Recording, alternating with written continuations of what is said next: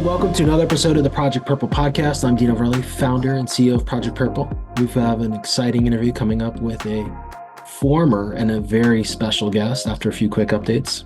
I say former, he's been on the podcast before. I just kind of give it away. I always say that sometimes when we have repeat guests, and I have to realize that for those that are listening, they don't see the video possibly, so they have no idea who I'm talking about. But those that are watching probably can see who the guest is. Back to the intro here, though. Since 2010, we've contributed over $3 million and counting towards pancreatic cancer research efforts. We've also allocated over $1 million worth of aid to more than 1,300 patients and families through our patient aid programs. Your monthly or one-time gift can improve patients' lives through research and assistance programs. You can donate now at projectpurple.org. Pancreatic cancer does not rest, and neither will we. Your support is truly appreciated. If you're looking to get involved in one of our many events, whether that means joining a run team, participating in a virtual or walk, group fitness, golf, or anything else you can think of, visit projectpurple.org/events to learn more. Without further ado, let's meet a former guest and Project Purple's own run coach, endurance coach. I like to use the term endurance because that encompasses everything, but also the founder and president, I believe he's the president, I know he's the founder of the Red Bank Run Club, Ryan Welsh, and also an alumni of Project Purple. Should have started there. Yeah, I think like the term that podcasters usually say, "friend of the pod," right? Like Yeah, friend of the pod Yes, is yes. a consumer of the information, has been a guest before. But yeah, I think it was maybe almost 2 years ago that I was originally on, and yeah, Yeah. my involvement with the organization now is spanned, I think, just about 8 years, from runner and then kind of like trying to figure out building out a coaching business, founding my own run club, and coming back and coaching the group here. Well, we love having you on. We love having you with us here on the team at Project Purple. You are part of the team. You wore your company gear today. I see you got your Yeah, golf shirt on. We got to get you some new gear because I know it's coming yeah. down. But I'm excited to have you on. It's that time of year again. We do so much running now, but like I always say, as much as we try here at Project Purple to levelize a lot of things and levelizing income, levelizing our participation, the fall tends to take over every year. As much as we plan prior, like with budgets and with races and events, it just seems like the fall. And I don't know, you're in New Jersey, I'm in Connecticut. The fall is kind of, I think, in my opinion, I mean, we're going into it. The fall is a real special season here in New England. I just came back from Florida from moving one of my kids into college, and they don't really get the seasons, right? Like No, it's like no. like they're like falls like January when it gets to like the 70s, like consistently, right? And they say it's cold, but like for us, like as we get into the fall, I don't know, maybe it's just me, New England, tri-state, the leaves start turning. It does get darker, but again, we're talking about running, and you and I both became runners for this amazing cause and for these reasons. And I think the fall is the best time of year to run, better than spring. That's just me because I'm a big guy and I overheat. So I like it cooler than hotter. The amount of emails and text messages I get from runners that I'm coaching in July and August, just talking about a run or a workout completely falling flat, and I'm looking at the outside when they're texting it to me, and I'm like, I mean, it is 97 degrees and 90% humidity. Yeah. These are, July and August are what I call the dog days of training. Yeah.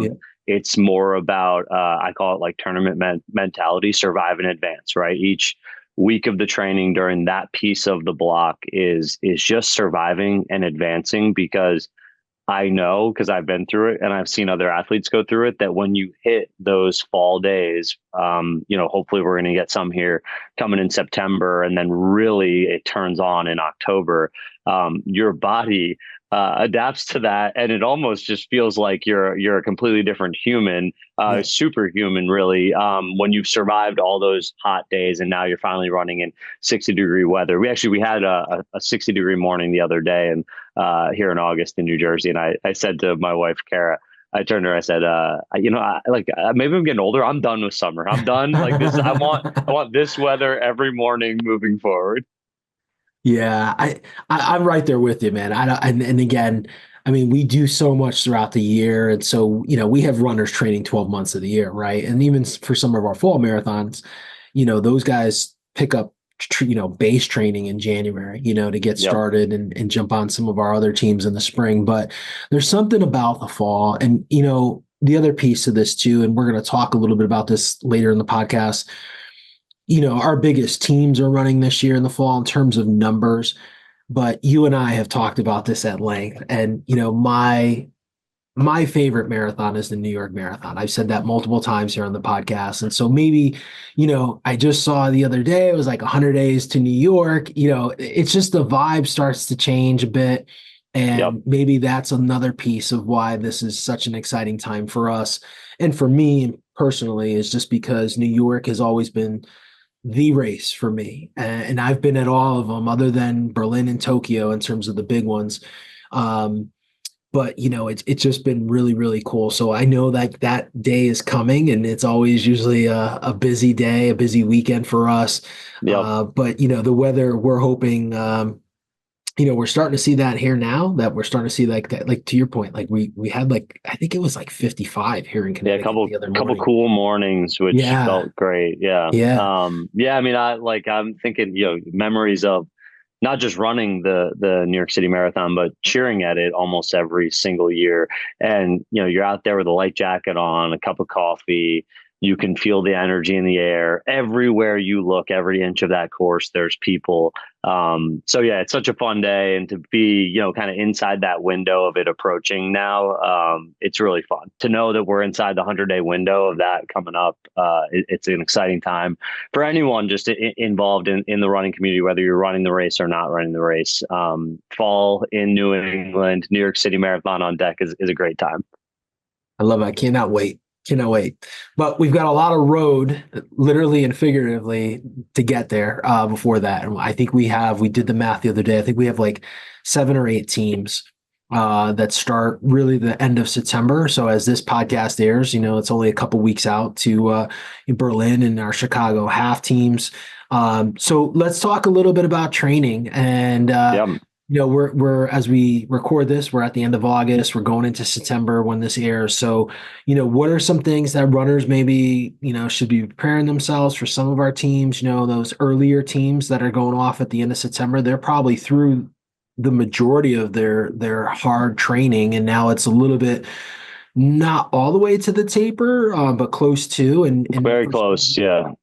those teams, I mean, we've got a huge Chicago team this year that runs, Columbus Day weekend. We've got 150 runners, so they're only a couple weeks post Right. that first set of teams, I should say, that run Berlin and Chicago half. But so they're maybe 2 to 3 weeks behind, or maybe 2 weeks, I should say.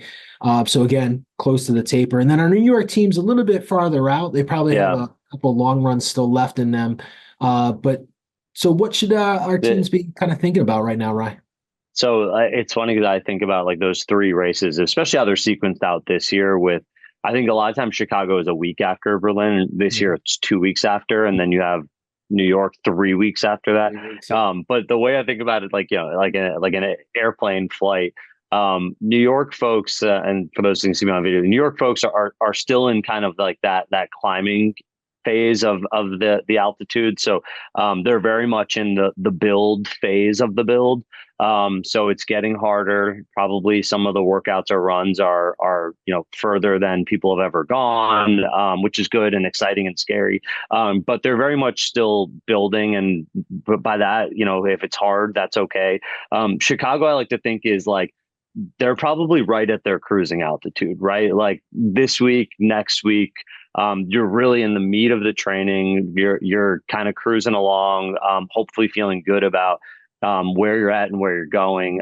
And Berlin is like folks, we're begin our initial descent, right? Like we haven't really gotten into the landing queue yet, i.e. tapering, but we're beginning our descent. The hardest stuff hopefully is behind us. Probably 80% of the training is behind us. So they're beginning that phase. And so Yeah, like when I'm thinking about especially those races coming up sooner than later, this is the part where there's a couple things that I think you really want to make sure you know on these last few long runs, and one of them is your fueling strategy. A marathon, you're going to be out there 26 miles. Might be taking a lot of our runners 4, 5, even 6 hours, right?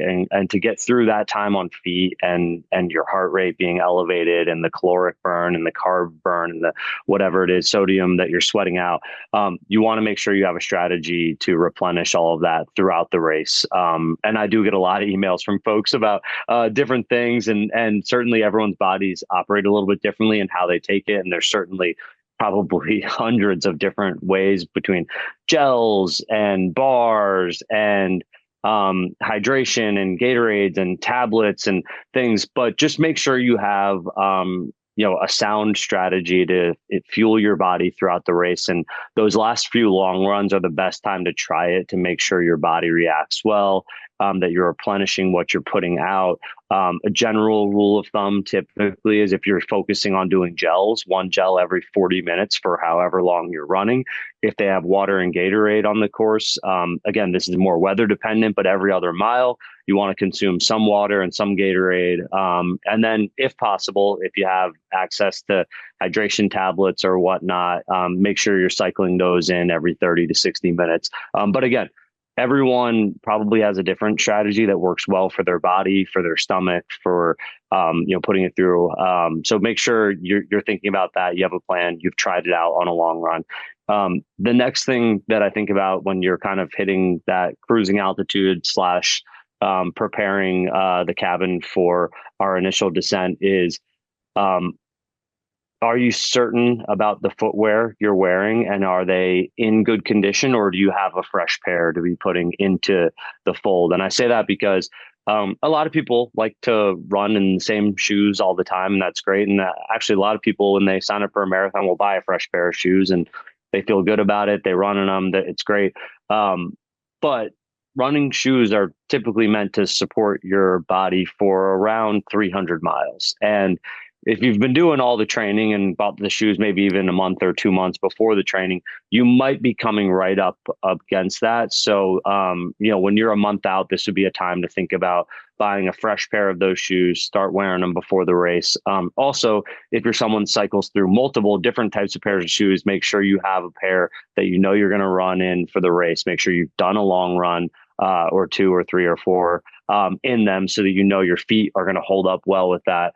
And then lastly, thinking about what you're going to wear and how you're going to carry stuff throughout the race. And by what you're going to wear, specifically, like, the shorts you're going to be running in, the type of socks you're going to be running in, the singlet, a belt to carry your gels, whatever it is, right? Like, make sure you know the stuff you want to wear, that it feels comfortable, that you've got like a plan with that. You've worn it before. And again, a lot of these things sound like very low hanging fruit, but when you're getting close to the end here, you only have so many long runs left to try these things and to make sure you've got your arms around these things, because certainly your body handles what you wear, what you put in your body, and whatnot differently on a short run than a longer run. Yeah, it's like the dress rehearsal beforehand, right? And I think the one thing that I was always, I would say, in love with, but really enjoyed was like the training, like those long runs. Like, because if you failed on that long run, like there really Yeah. wasn't any pressure to, right? Right. Like, Right. listen, man, if you could only, if you had to do 20 and you got to like 19.6, but, or you got to 20, but you had to use like the 7-Eleven bathroom, like on the way out and on the way Yeah. back, or, whatever like hiccups, I guess, would happen during that time, that's the time you kind of figure it out, right? And that's Yeah. not to say, Ryan, too, like we've seen this, like, and I know we've talked about this in the past, like, look, man, the Olympic marathon, Kipchoge, man, like he is like the GOAT of marathoning, and he dropped, right? And like Yeah. even the best who train as they do for a living, for their day jobs, and they train 7 days a week, Yep. 24 hours a day, like everything is dedicated, to winning a marathon. They have bad days, Oh right? yeah. Like they have Yep. hiccups that come on those race days. So, but you can plan, right? And to your point, like making sure the fuel is figured out, making sure like what you're going to wear, all the basics and everything that you hit. Question that I have on fueling. New York uses Gatorade gels. Should runners like in their training? I mean, so like this is kind of a hard, and I know we have some international runners. So like I think Merton is like one of the partners as well for some of these Morton. Yeah. races. Morton, Yeah. yeah. So should runners train with that gel that's available in the race so that they don't have to carry the gel? But the challenging piece though, a lot of those gels are at like 18 miles. Yeah. You're going to Yeah. So need those gels through the I, race, I right? was going to say, I never coach anyone to focus on the type of gels that are passed out on the course, which is always funny because any race, there is some type of gel. It's Yeah. an exclusive partnership, but it's like, oh, cool. They passed out gels at mile 14 and 23. Like, again, gels are more about taking them on a timed Yep. period, not certain mileage. So it's very hard, especially if you don't know how your race is going to go. If you're having a good race, bad race, you might be there ahead of schedule, behind schedule. But certainly, Morton is an exciting new type of fuel that a lot of distance runners, including Kipchoge, have been utilizing. But yeah, it's tough when it's passed on the course. I actually always see like very few people take the stuff on the course because you Yeah. always are like over preparing with carrying Yeah. the stuff you need. So this is kind of interesting, like segue here, just for a minute here, is like I wonder if anyone's ever thought. I mean, but like the old adage is never assume, right? But like the Mhm. assumption would be like, okay, to your point, like if you have to fuel like 45 minutes every 45 minutes to an hour, if the average finishing time is 4 hours, 10 minutes, shouldn't there be four gel stations on every single marathon instead of two or one? Dino, it sounds like you and I should be working for Morton or Goo Well, or okay, but I'm not trying to throw shade at anyone because like we love all of our partners, first of all. But yeah, like if you're at one of these companies and you want people to use your products and have a good yeah, experience, I would think you'd want people to take them in the right way, right? As well, right? Maybe there's a marketing thing here where we're not marketing guys in that sense. yeah, Maybe, I mean, I get we are marketing guys, but like I don't get it. Maybe I'm just trying to be polite and get, like, yeah, like yeah. I just don't No, get but it. If you're supposed to take four and like if you're supposed to take it every hour and the average finish time is 4:10, then put them at like those intervals of 4 hours, right? Like, yeah. I mean, I will say the one race where I've seen it done right is at the Ironman. yeah, On the bike, you have to fuel like a crazy person, and there's quite literally no way to carry enough like fuel. And yeah, so every 15 miles, they have a station that has bananas, gels, Gatorade yep, endurance, bags of pretzels, like Cliff Bars. And so every 15 miles, you can pull off. There's bathrooms, there's this stuff, and you can basically like reload your bike and yep, then keep going. And that is about every 45 to 50 minutes for the yep. average rider. Um, and so that actually was one of the only races that I did consciously say, okay, I need to know how to do Gatorade endurance. I need to make sure I'm doing bananas because they'll have bananas. Like I need to Yeah. do Cliff Bars and have Cliff Bars. And that made everything a lot easier. Yeah, yeah. Now that you say that, I volunteered at a triathlon here in Connecticut at an aid station, and we had everything, and we had to have Yeah, everything. Like we had bananas, we had the gels, we had the Gatorade yeah, endurance, we had water. So yeah, like tries have figured it out. I mean, I think that's something not related. I mean, we do some tries. Like we have our Pioneer program, and people have run triathlons. We don't have an official partnership with any triathlon right now. But I do feel though, speaking to this, that triathletes figure out nutrition really fast in a yeah, yeah, way because you have to with all the yeah, where I think marathoning, and I use my own personal experience, and even I'm sure we have a lot of first time marathon runners. I don't think I ever understood the concept of nutrition until like 5 marathons. Like it took me a So, while. Like I was like, "Ah, I'll be fine. I'll be fine. Like I don't need it. Just Gatorade and water." And then yeah, you wank at mile 18 and you're like, "Oh man, yeah, that PB&J or whatever the nutrition is, those yeah. smells like." Or even I've known people, and I did this once and it was a mistake, but I've known people too that go, I'm having a bad race. I don't need to focus on the fueling anymore. And it's like, no, like the starting to have a bad race can get much worse if you're still like, if you just decided, well, I'm going to throw my fueling strategy out the window and just try to coast to the finish. And it's like, no, things are going to come to a grinding halt, actually, if you just say, well, I'll coast through the last 8 miles without fueling because Yeah. I've kind of botched my race already. Yeah. So that's a mistake too. Yeah, yeah, it's wild how important nutrition is in the marathon game. Um, let's stay in this vein, but talk a little bit about like do's and don'ts right now with training. I know you mentioned, the do's, but maybe some of the don'ts here as we get closer, where, as you said, like we're not in that taper completely, but close to that taper for a lot of these races. Maybe some things and some of these may be basic, Ryan, that people just aren't thinking of, right? As Yeah. you think like life is back to normal, or like, hey, Yeah. the heavy training's over, I can kind of do the things I was doing before I signed up for this marathon.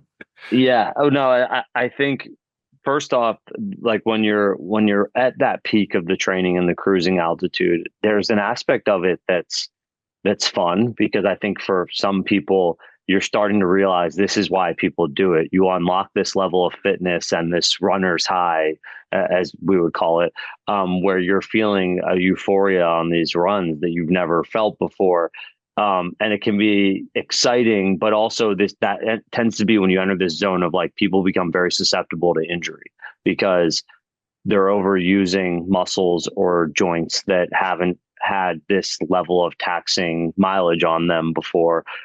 So I certainly tell people just because suddenly you're starting to feel really fit and you're at the peak of the training, don't slack off on the recovery stuff or the cross training stuff or the strength related stuff that you were doing very early on, right? When you're emailing me saying, hey, my knee bothers me, or my quad bothers me, right? Hamstrings hurt, or like my calves are really sore. And it's like, well, you're building right now and you got to be foam rolling every night, right? And you've got to be icing that knee that you have the old football injury from, ice it after your long runs. And if you need to go get a good massage, right? I always tell everyone like a good foot massage, specifically, is great, or a lower leg massage. But people tend to start to, I know it, like people drift away from the things that helped get them there. The bit of cross training, the bit of strength training, the recovery related things, the stretching, the foam rolling, when they get to the peak of the build. And then what they don't realize is that's when they're most susceptible to a potential injury. And really, when you're at the peak of it and an injury does happen, that's when panic sets in for a lot of people, even though like I actually, from my own experience and for many people I've coached, it's like, when you've got 4 weeks left still, there's plenty of time to recover, but you're so used to running 5 days a week. And suddenly it's like, hey, don't run for a week or so. But that's the first thing I like to think about when people are at that very peak is still focus on all the things that got you there. And then as you begin to descend down closer to like the taper, um, I actually say like at times when you're feeling a little bit of doubt around like maybe my knee is bothering me a little bit, less is more. Take an additional rest day. The hay is in the barn, and also realize that like, hey, as we start to get closer to the end here, one bad run or a bad workout doesn't define the build. Think about all the things you've done and the accumulation of all of that, the compounding impact of everything you've done that will get you to race day. So I certainly do see some people at this point, they start to panic with one little ache or pain. They also start to panic when they have one bad run here and there. So I think just have an appreciation for the accumulation of the training you've done. Also, certainly be weary of some overusage injuries, but if you focus on the recovery aspects, I think that you're going to be okay. So that's a little bit of like a mix of do's and don'ts there, as you kind of hit this peak moment in the training build. Yeah, I love it. You nailed it right on the head there, though. I mean, I think like you said something, the work has been done, right? Like the hay is in the barn, and I think until people, if they're first time marathoning, or this is their 10th or 20th, it's all about putting that work in. But I think you got to kind of remember like the work is done, and like one bad run doesn't define like all the work that's been done. And like we were saying before, like it could be like 85 degrees with a humidity index of like 110, right? Like Yep. it's just the weather, it's just stuff. Or maybe it could just be like, hey man, like you didn't get a good night's sleep. Or to your point, consistency, I always say, is king. And if you haven't been keeping up with all those things, Right. like the stretching, the cross training, and then you just kind of like, hey, I hit my 20 mile, I'm good, like I'm coasting. Like, no, you Yep. still got to do those things. I always come back to like this quote that my dad told me, a sports related quote when I was younger. And I think like a lot of us get very focused on the outcome, right? And specifically with a marathon, I think you see it a lot with like, I signed up for this 9 months in advance, right? And then you have to start putting in the work and it gets really scary, right? Because all we want is that feeling of the successful outcome, the really cool picture going across the finish line and all those things. But ultimately, the quote he told me is really the process is the purpose, right? And you signed up for this with that outcome in mind, but really it was what you were going to learn throughout that journey about yourself and the process and the accountability and the work ethic that you've put in.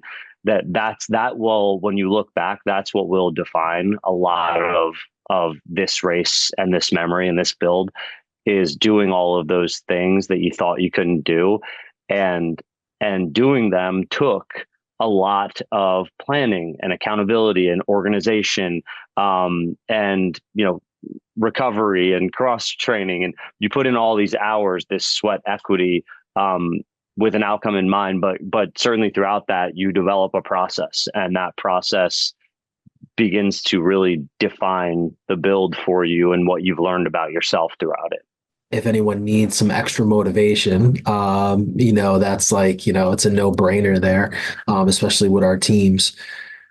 And just to like hammer one more point on this, because I got asked about this when I did this like New York Roadrunners panel a couple weeks ago. People were talking about, what are some strategies you think about to get through the hardest moments in the training on that long run when it's a 20 miler and you're at mile 14 and you kind of want to quit. There's like a sports psych technique, which is around visualization and visualizing what we were talking about, that outcome that you so badly want, right? Which is crossing the finish line with your hands in your air, thinking about your loved ones. And I say on those long runs, visualize that moment and think about your why, right? Like why did you sign up for this in the first place? And start to visualize what it will feel like going down that final stretch in Central Park to the finish line, right? And continue to think about it for the next 10 minutes, right? Now you're a mile further, right? And you suddenly find a way to distract your mind to break through those harder moments in the training. But yeah, again, it just comes down to like thinking about the outcome you want, what's your why, and what's your process to get there. So this is a good segue. My next thing is like what's your recommendation on nerves? Because I'm sure for a lot of our first timers, I mean, I'll be honest, like every marathon I've run 10, I'm always nervous. Like Yeah. whether it's the night, I mean, it shifts, right? Like the first, you're like, oh my God, like the nerves start like a month out. Like now it's like the night before, or maybe the morning, of like when just getting, or, and sometimes it was just like being at the start gate and just waiting, So what are Yeah. some strategies maybe to handle nerves, like given your experience and like what we could share with our runners? Yeah. Well, certainly. I mean, you've heard me talk to our group sometimes about this on the calls. If you're feeling anxious about the race, that's okay. That's normal. If you're feeling nervous, you're feeling scared, you're feeling like this is really challenging. good. Like you're normal, right? Like, let me Yeah. just remind you that that's the baseline, right? Of like, Dino, you've done a bunch of them. I've done a bunch of them. We've never not been a little bit nervous or anxious, race week or the night before the race or the morning of the race. And I tell people that's normal when you're signed up for or about to do a marathon, because really the nature of doing it is very abnormal. And I always say, if it was easy, everyone would be fucking doing it. Right. But they're not. And you are, right. And so take a little bit of pride in that. And maybe harness those nerves a little bit. And remind yourself that, there was a sports psychologist that told me this one time, that there's toxic stress, there's manageable stress, and there's good stress. And toxic stress is maybe, a bad relationship that you're in that's taking away from you, right? Like, I think any of us, when you're younger, you've maybe been in a bad relationship or two.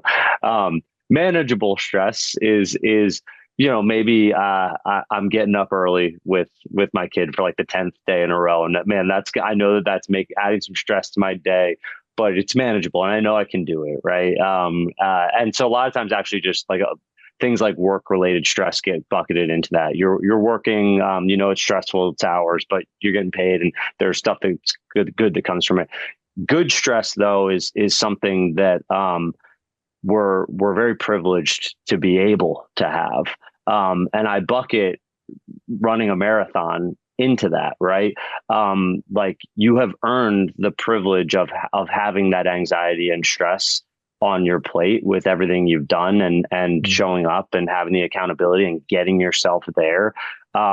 So start with, like, as weird as it sounds, a level of appreciation for the nerves and anxiety and stress, because there's certainly lots and lots of people, including probably your loved ones, that have been impacted by this disease, that would want to be right where you are, right in that spot, in that moment, getting to do the coolest race on the planet with millions of people cheering you on. So I think it's kind of weird to position it like that, but when you know that it's good, healthy stress or anxiety, accepting it and appreciating it, because it's a privilege to have earned it, is a unique position to be in. And I actually think there's only so few days in your year where there are moments where you can have an appreciation for the stress or anxiety. I mean, I'm sure we talked about this before. You just sent your son off to college, right? Like, stressful, anxious experience, but there's probably like a level of appreciation that you got to that moment. Yeah, there's a lot of positive in it. And I think that's something that you just hit a home run on. Like, there's positives in all this, right? And Yeah. I think for us, it's running for our mission and having, these people step up to the plate to not only run the marathons, which is an amazing achievement, right? Like, statistically here in the United States, I think it's less than 0.5% have completed 26.2. And people go, that number's not right. I'm like, yeah, that number's right, man. Because there's a lot of repeat marathoners every year. There's not as many second one. Yeah. Yeah, there's not many first timers. And, once you do one, you end up doing 10 or, more, potentially.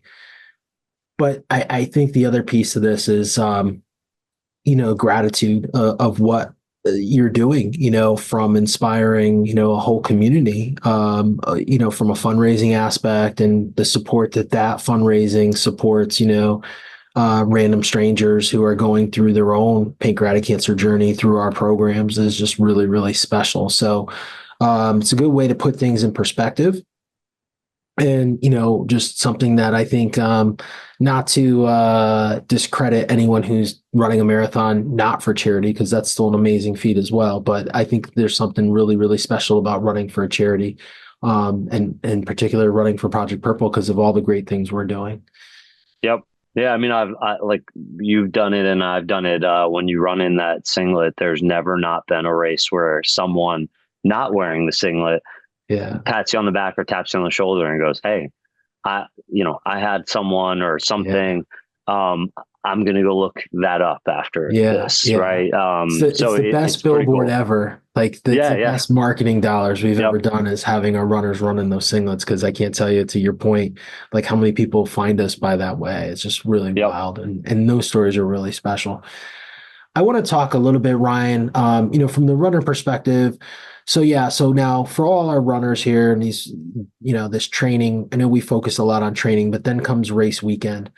Like just from that aspect, like I know Chicago, our Chicago team, our New York team will have shakeout runs. Yeah. But anything else that we want to add to like kind of list as race weekend comes and sometimes it's almost like your wedding, right? Like it's like Yeah. there's so many It's very things good. It's a good happening, analogy. right? Like you're like, oh my God, the rehearsal, the limos, the flowers, the tuxes, the seeing Aunt Katie who you haven't seen in 30 Yep. years.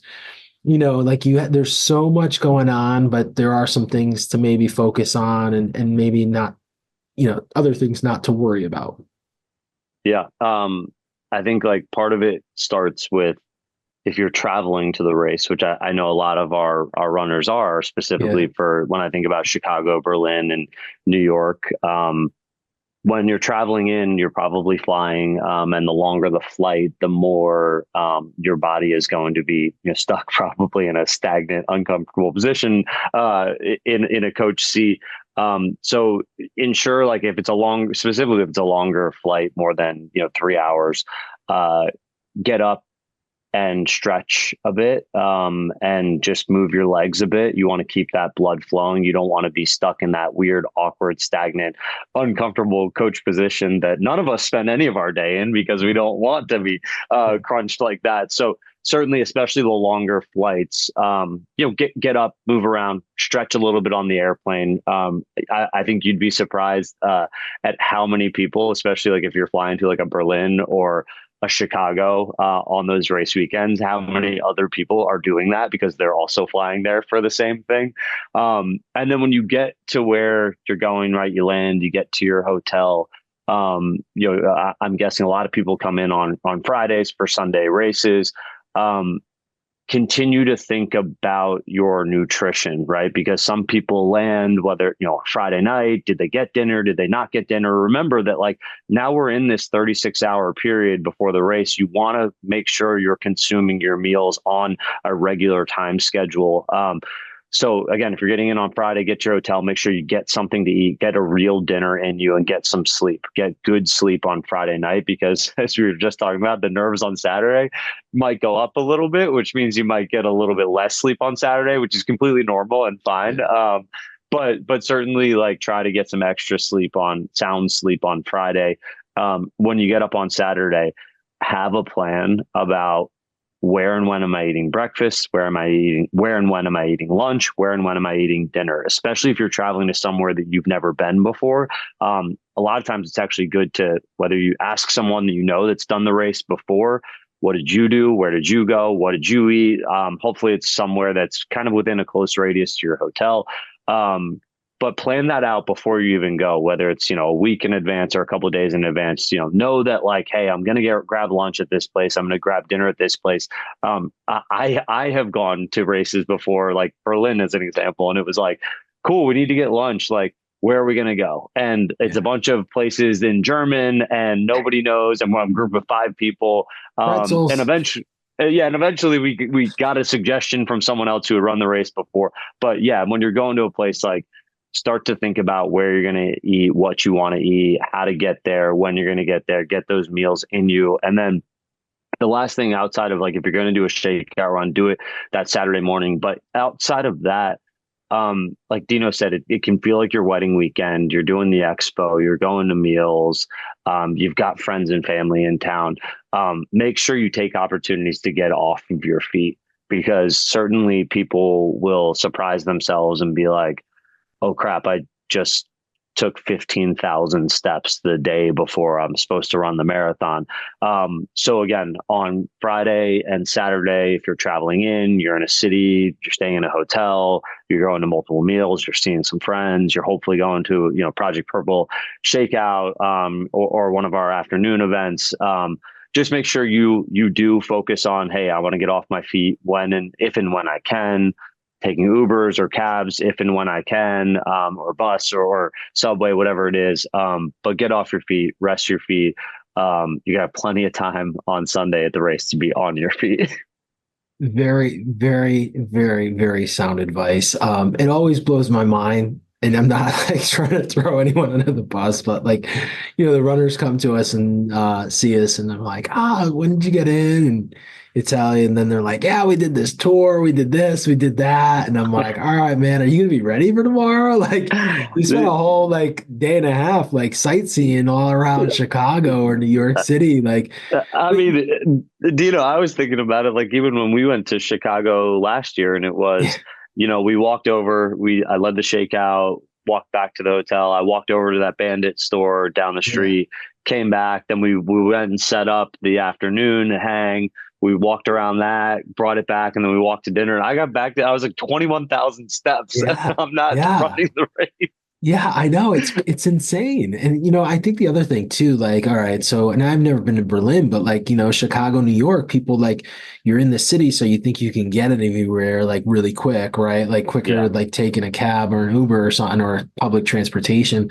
And just people just tend to walk, right? Like they walk everywhere. Oh yeah. But you Berlin just is very, very like that, by the way. like that, right? Everyone's walking everywhere. We actually started doing scooters everywhere because they're real, like there's a big scooter culture that you can just like scan an app. And I actually scootered to the start line the morning of the race. It was so the fastest way to get there. That's so funny. I love that we did the scooters in Minneapolis when we were there for Twin Cities a couple years ago, and those are a lot of fun. But yeah, it's just fascinating to me how people just do so much, which is awesome. I get it. Like some people are there, and again, we'll preface this like everyone, you do you, and some people are comfortable doing that, and but for our first timers out there or for people who have certain benchmarks, I think these are things like to really kind of consider, right? Yeah. Like really take it easy the day before and really be consistent with that fueling and everything. And as we always say too, and I know we talked about this before, Ryan, about do you use the gels on the course or do you use your own? I know we always talk about this, but make sure to bring your stuff with you. Like don't rely on, hey, I'm gonna get to the expo and I'm gonna get my Merton and then realize that it's all sold out or they only have like peanut butter and jelly versus like, you like chocolate and you're SOL because there's no chocolate. Be a going back to the wedding analogy, be a bridezilla heading into this weekend, right? Like double, triple check that you have packed all of the things you have. Be selfish with your time. Be selfish about where you want to eat and what you want to do. Because again, it's about you being ready to do that race on Sunday. Powerful stuff. All right, man, let's shift gears here before we share some information. I got a couple questions here left for you. Talk a little bit about Red Bank, man. You've been doing a great job, you and your wife. For those that are listening or watching, Northern New Jersey's premier run club in Red Bank. You guys just had a big anniversary. I know before we hit record, you got some really cool stuff you're planning. So talk a little bit about what you're doing there in Northern Jersey. Yeah, it's interesting because when I came on this last time, we had just started the run club, and I really, to be honest, was like not sure if it was just going to flop or if we were going to get people. And it's funny because now, like you fast forward, and I was going to a Knicks playoff game in May with a bunch of guys from the run club, and so we have certainly. What I like to pride ourselves in is we've built this community of pretty like-minded individuals. It's a lot of people that are ranging between 30 to 45, have kids, probably work jobs in the city or move down from the city, like to have fitness as part of their lifestyle. But want to do it in like a very social, fun manner. And so we've gotten to the point now where we do a Monday night track workout. We do Wednesday evenings. We do a 5-mile run from a bar. So we go to the bar, meet at it, do a 5-mile run, come back, have some beers. And then Saturday mornings, we do a coffee shop. So we meet up at a coffee shop. We do a 3 or 5 mile run option, come back, have some coffee. And it's funny because actually all three runs attract different people. We didn't realize, we thought like the same people would come to all three. Yeah. And as is normal with family people, it's like I only go now to the Mondays, right? Kara goes to the Wednesdays. And then whoever really can get up in the right time goes to the Saturdays.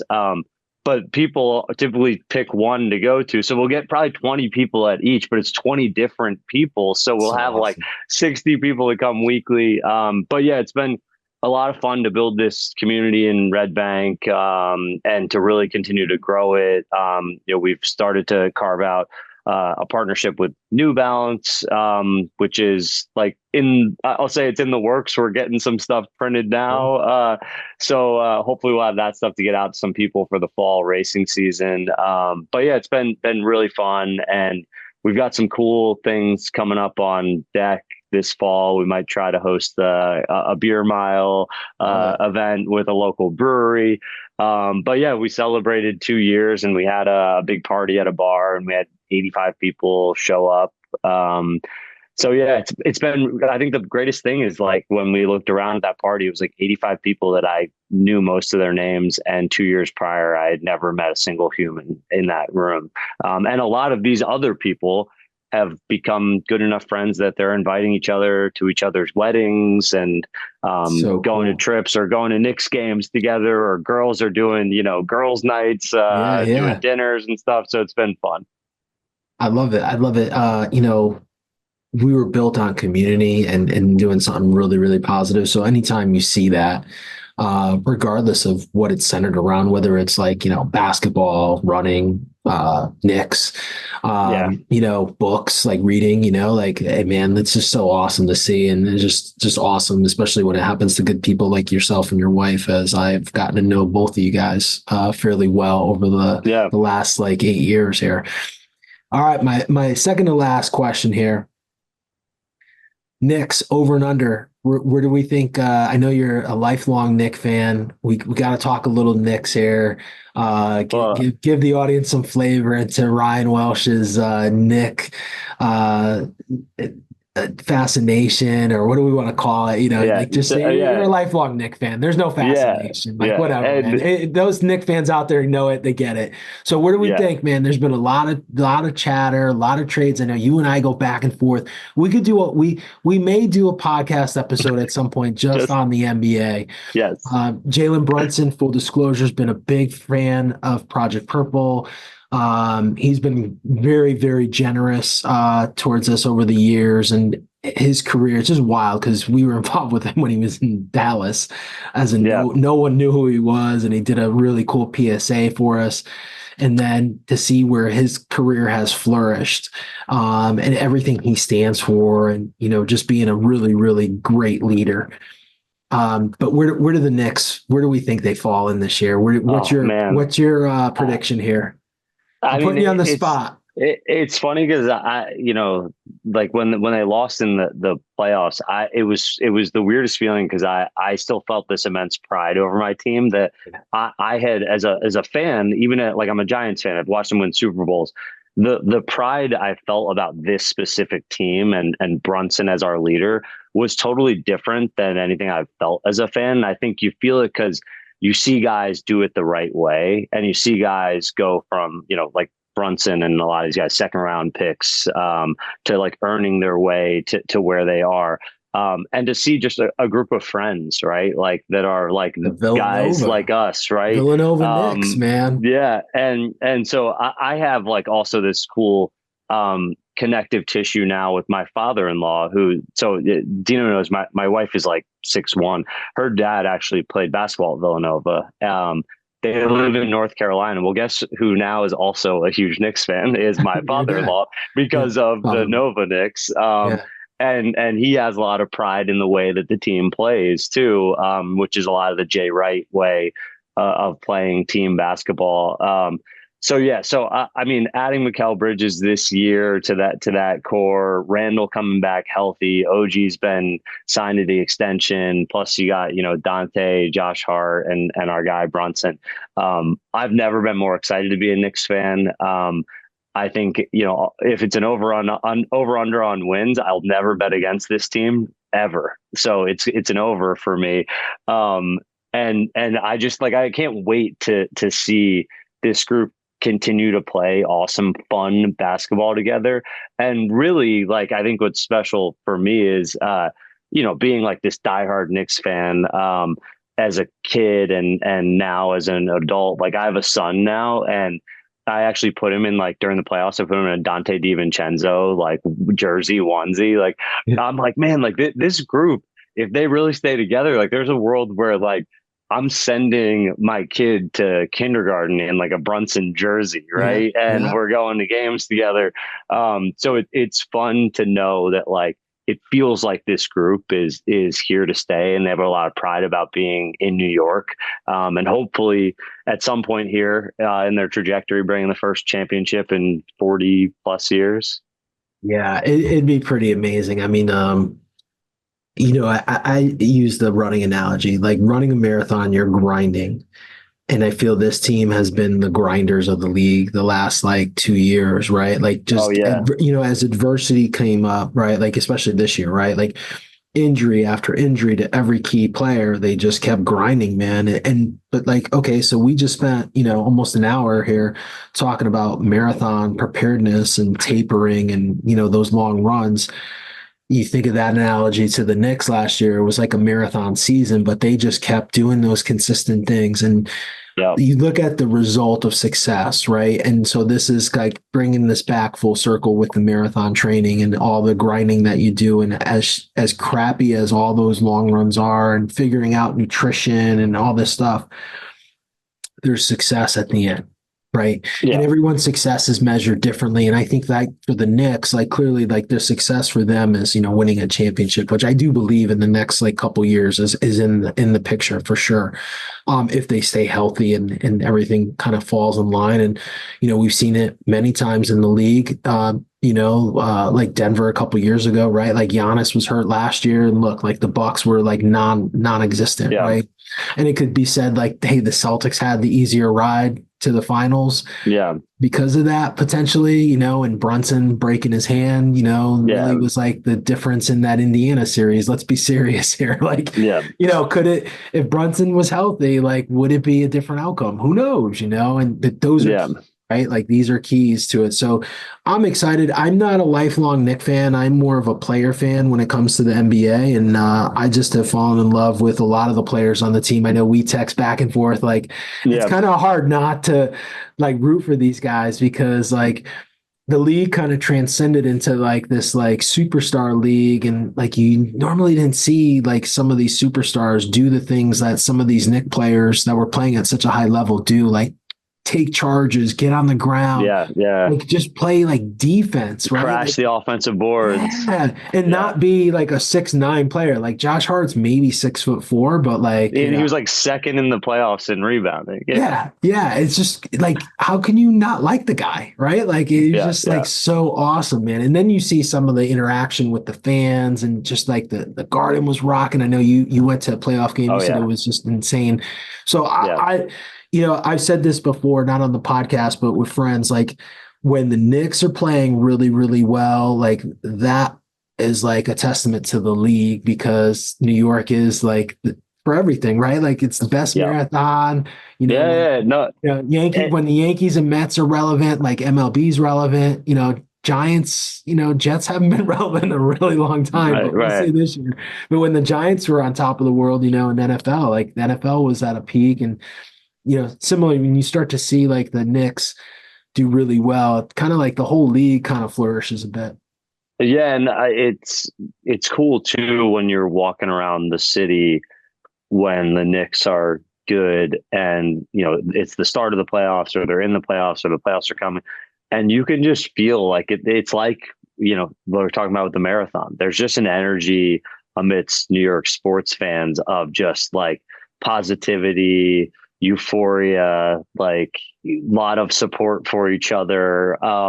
So yeah, I love it and I've only seen it like that a few times, because like when I was younger, I don't really, right, but I was living in New York through like the Carmelo Knicks, and Yeah. there was like 1 or 2 seasons in there where they were legitimately like good, Correct. and you could feel that energy Maybe amidst the one. city. There was maybe One, yeah, one. there was the Yeah. It was 50. I like, think they won yeah, 52 yeah. wins. Yeah, It and was then like it a went away. tease. That Yeah, Mello, and like then it Mello went was like a away. tease.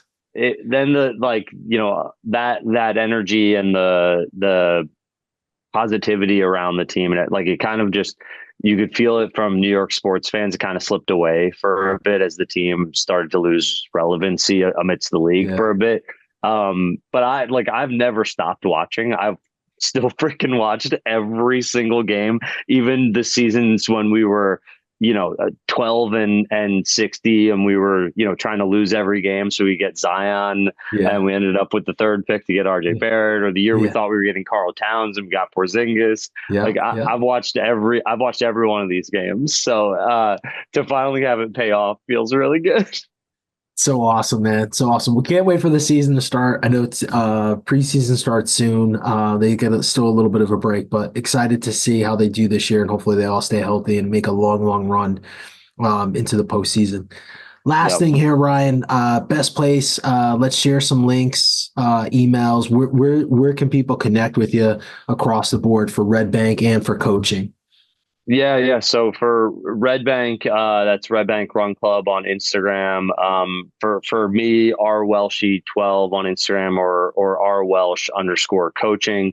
And then lastly, specifically for our Project Purple runners, tons and tons and tons of people flood in with emails around building training plans or questions around training. You can email me at rwelsh12@gmail.com. I have a really good flow of relationship with a lot of folks that I have or haven't met yet over email. But also as we head into this marathoning season, we'll get some more information out via VIN to the different teams. But I want to kick off like a Coach Welsh office hours, so that would be a carved out time, 30 or 60 minutes at the start of a week, where you can come in with a group of other runners who are interested in asking questions in a forum where hopefully there's a bit of a dialogue that can help everyone. So look for communication from Vin on that. We'll get you a Zoom link, and it'll just be, I'll be here. If you have questions, come on through and ask them. And if you want to talk to other runners about your problems or your issues or your thoughts or your concerns, it'll be a good forum for people to just have an open dialogue with me as we approach this race season. Awesome. Ryan, thank you for being a guest once again on the Project Purple podcast. It's always an honor, and thanks for all you do for our community and for the community as a whole, as a large in running. Best part of marathoning season now upon us. Let's go. I love it. I love it. Thank you for listening to another episode of the Project Purple podcast. If you like what you hear today, feel free to share this episode and make sure to follow the Project Purple podcast wherever you may listen to podcasts. That's a wrap of another episode of the Project Purple podcast. Thanks for listening, and be safe.